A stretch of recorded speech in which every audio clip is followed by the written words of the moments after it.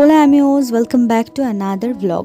আজকে যে ব্লগটা শেয়ার করছি সেটা হচ্ছে লাস্ট সানডের। সকালবেলা উঠেই দেখি আমার কিচেনের তেমন করে কিচ্ছু জিনিস নেই, এমনকি সকালে যে চা বানাবো দুধটুকু আমি আগের দিন রাত্রেবেলা শেষ করে দিয়েছি। তাই সকালে উঠেই জেপ্টো করলাম, আর 10 মিনিটের মধ্যেই ডেলিভারির দাদা চলে এলো দুধ, দই এবং তার সাথে ডিম নিয়ে। সাধারণত ডিম কিন্তু আমি অনলাইনের কোনো সাইটে কি জেপ্টো কোথাও অর্ডার করি না, সাধারণত দোকান থেকেই আমি এগুলোকে পারচেজ করার চেষ্টা করে থাকি। জেপ্টোর কুপন কার্ড এবং ক্যাশব্যাক অফার চলায় আমার এই 3টে জিনিস মাত্র 80 টাকায় পড়েছে। তাই ঝটপট বানিয়ে নিলাম গরম গরম সকালের চা, আর তার সঙ্গে ভাত বসিয়ে দিলাম।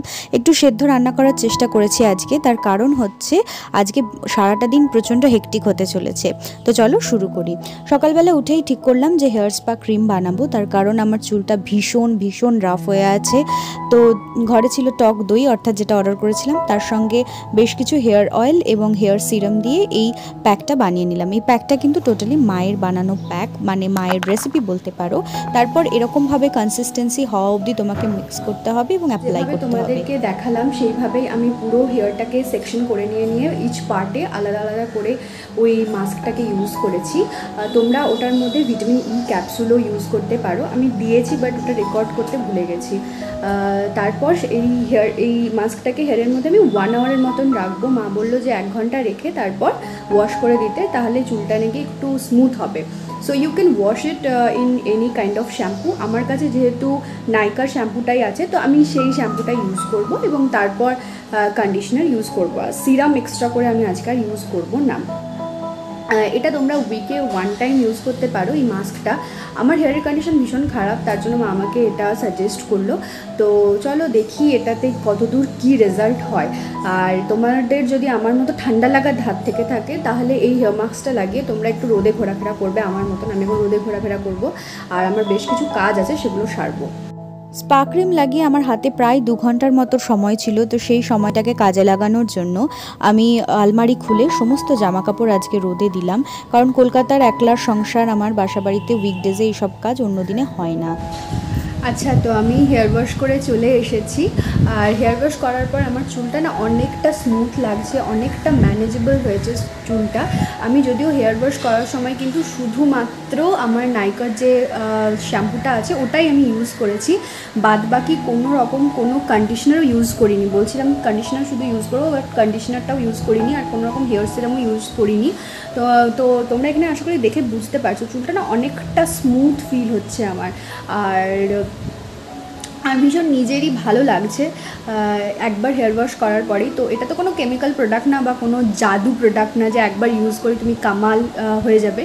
তো you have to use it once or twice in a week. And this mask is very very easy to make and easy to use, so you can definitely use it. আর যদি তোমরা ইউজ করে থাকো তাহলে please comment সেকশনে জানিও after রেজাল্টটা কেমন হলো। সো প্লিজ ট্রাই করো। স্নান সেরে লাঞ্চ করলাম সেদ্ধ ভাত দিয়ে। তারপরে আলমারিটা ভালো করে গোছালাম এবং একটু দুপুর বিকেল করেই বেরিয়ে গেছিলাম নিউ মার্কেটের উদ্দেশ্যে। আর পুজো আসছে, পুজোর বাজার যতই তুমি যেখানে করো না কেন, এসপ্ল্যানেড চত্বরে কিন্তু পুজোর বাজার না করা অবধি তোমার পুজোর বাজার কখনোই কমপ্লিট হবে না। এটা কি সত্যি না মিথ্যা সেটা কমেন্ট সেকশনে নিশ্চয়ই জানিয়ে দিও। পুজো ইজ নকিং এট আওয়ার ডোর, তার জন্য এসপ্ল্যানেডের ভিড়টাও না একটু বেশিই ছিল। যদিও সারা বছরই এসপ্ল্যানেডে ভিড় ভালো রকমই থাকে। নিউ মার্কেটের সামনে থেকে গ্র্যান্ড হোটেলের সামনের যে লনটা, পুরোটাই সারা বছর ঠাসা ভিড় থাকে। কিন্তু যেহেতু হাতে আর মাত্র 4-5 দিন পুজোর, তার জন্য ভিড়টা যেন আরও 4 চাঁদ লেগেছে। যাই হোক, আমি গেছিলাম, ওখানে বেশ কিছু কালেকশন দেখলাম। শার্টসের কালেকশন, মেন্স কালেকশন সবই খুব সুন্দর ছিল এবং গয়নার কালেকশন তো অতুলনীয়। এই দোকানটাতে তোমাকে একটু বার্গেনিং অবশ্যই করতে হবে, তবে তুমি রিজনেবল প্রাইসে পেয়ে যাবে। তবে একটা আমি টিপস দিতে পারি, সেটা হচ্ছে হফম্যানের ওই সামনে দিয়ে ঢোকার সময় যে দোকানগুলো পড়ে, সেখান থেকে জুয়েলারি কিনলে একটু কম দাম হবে তুলনামূলক নিউ মার্কেটের সামনের দোকানগুলো। তারপর ওখান থেকে চলে গেছিলাম দি ঢাকেশ্বরী বস্ত্রালয় বিধান সরণির। এখানে না আমার শাড়ি কিনবার ছিল। শাড়ি কিনে বিলটিল মিটিয়ে একটু ভিডিও করলাম, ভ্লগ বানালাম ওনাদের সাথে কথা বলে, কারণ এখানে সেই ঐতিহ্যকে এখনও পরম্পরার সাথে মেনে চলা হয়, সেই পুরনো দিনের সেই দোকানকে সাজিয়ে। এরপর কলেজ স্ট্রিটকে টপকে সোজা চলে যাই শিয়ালদা বাজারে। শিয়ালদা বাজার করার একমাত্র উদ্দেশ্য হলো আমার রেডিও কিনবার ছিল। গত মাসেই রেডিওটা খারাপ হয়ে গেছে, আর বাবার যেহেতু রেডিও ছাড়া চলবে না, উপরন্তু মহালয়াও আসছে, তার জন্য রেডিও কিনে নিলাম। এবং এখানে গিয়ে এই দোকানটাতে বেশ রিজনেবল প্রাইসে তোমরা অনেক কিছু ইলেকট্রনিক্স গেজেট পেয়ে যাবে। তারপরে এই দোকানটায় চলে গেছিলাম, সেখানে দই বড়া খেয়ে ফেরার পথে কলেজ স্কোয়ারে হাঁটতে হাঁটতে পুজোর ভাইব নিতে নিতে চলে এলাম বাড়ি। পুজো সিরিজের এই ছোট্ট ভ্লগটা আজ এখানেই শেষ করলাম। ভালো লাগলে একটা লাইক দিও, আর এরকম ভ্লগ দেখতে চাইলে সাবস্ক্রাইব করো।